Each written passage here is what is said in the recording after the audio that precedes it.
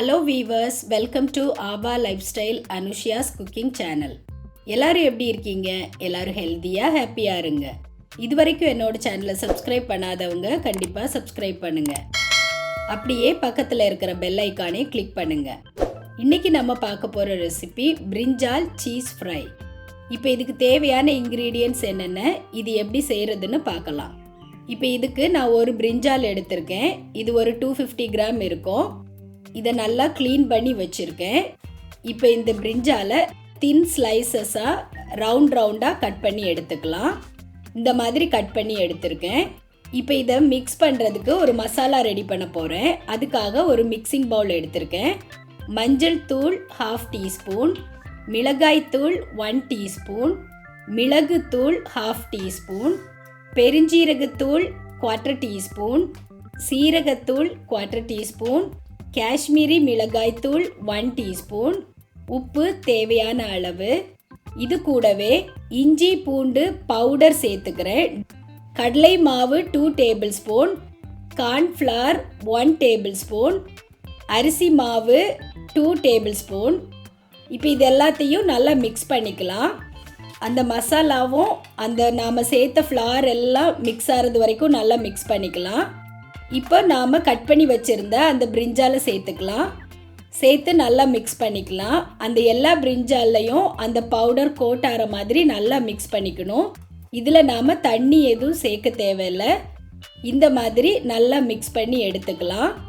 இப்போ இதை ஃப்ரை பண்ணுறதுக்காக ஒரு நான்ஸ்டிக் பேன் வச்சுருக்கேன். அது சூடானதும் தேவையான அளவு எண்ணெய் விட்டுக்கிறேன்.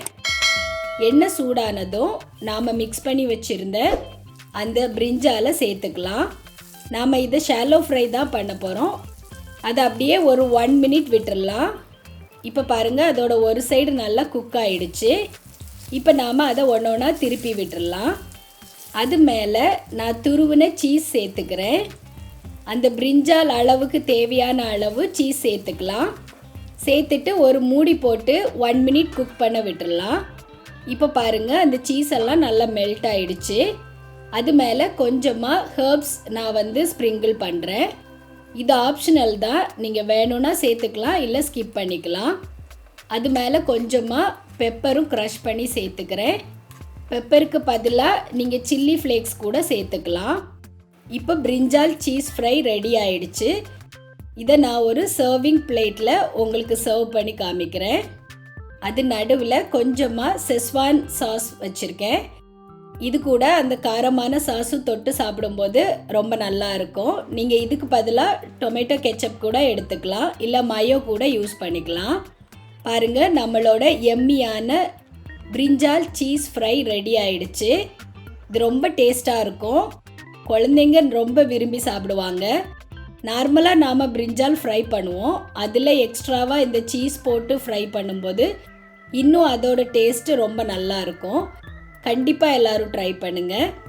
ஓகே வீவர்ஸ், உங்களுக்கு இந்த ரெசிபி பிடிச்சிருந்தா இது வரைக்கும் என்னோட சேனலை சப்ஸ்கிரைப் பண்ணாதவங்க கண்டிப்பாக சப்ஸ்கிரைப் பண்ணுங்கள். ரெகுலராக என்னோட சேனலை வாட்ச் பண்ணுங்கள், சப்போர்ட் பண்ணுங்கள். இந்த ரெசிபி பிடிச்சிருந்தா லைக் பண்ணுங்கள், ஷேர் பண்ணுங்கள். நான் நெக்ஸ்ட் ரெசிபியோட உங்களை மீட் பண்ணுறேன். பாய்.